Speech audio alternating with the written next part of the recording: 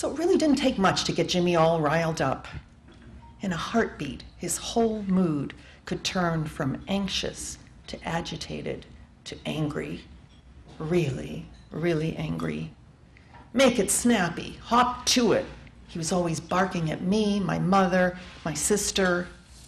It would make you a nervous wreck just being around him.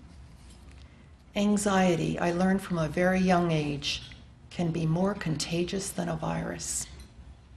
I had a nervous stomach. My mother had a nervous stomach. My sister, she was just plain nervous. She had what I later learned was OCD, obsessive compulsive disorder.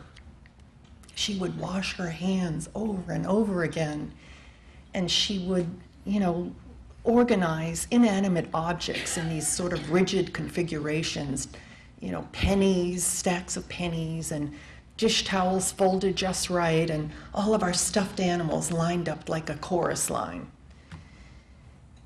We were all just nervous wrecks. We were always, always walking on eggshells, but trying to hurry the hell up while we were doing it. Picture that, if you can.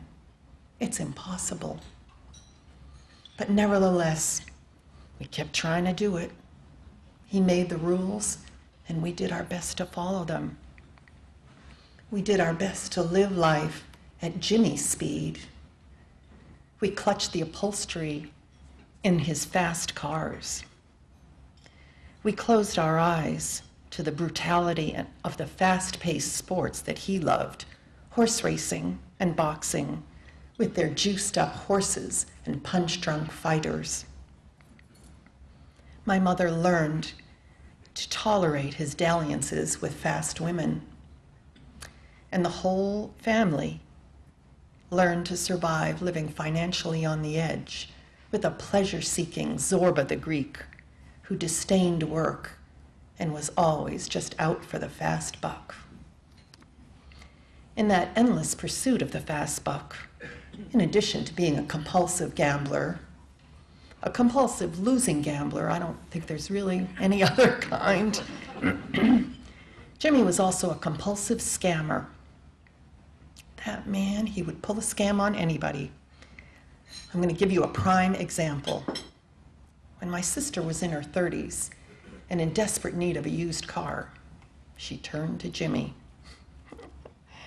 One thing about him, if you ever needed anything, he always knew some guy who could get it for you.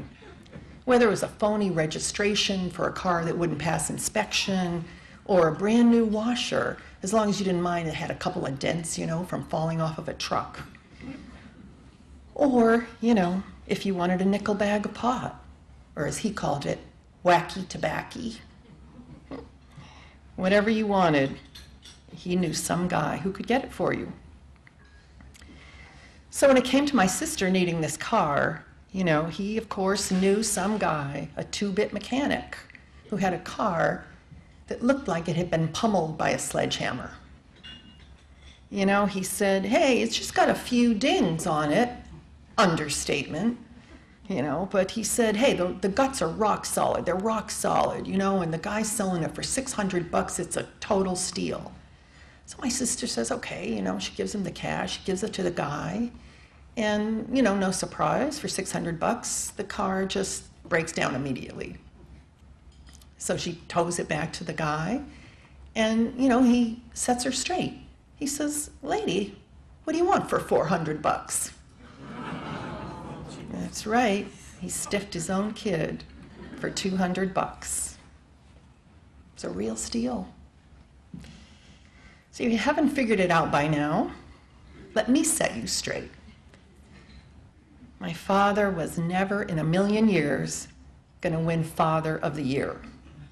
Dad of the Year, not him. Bad Dad of the Year, he's a shoo-in for that one. But don't just take my word for it. If he were here, he would tell you the same damn thing. He'd tell you he was not cut out to be a slipper-wearing, clock-punching, pipe-smoking, reliable old dad. Not him. He never missed an opportunity to tell me and my sister one of his main axioms of life, which was, whatever you do, don't have any squalling brats.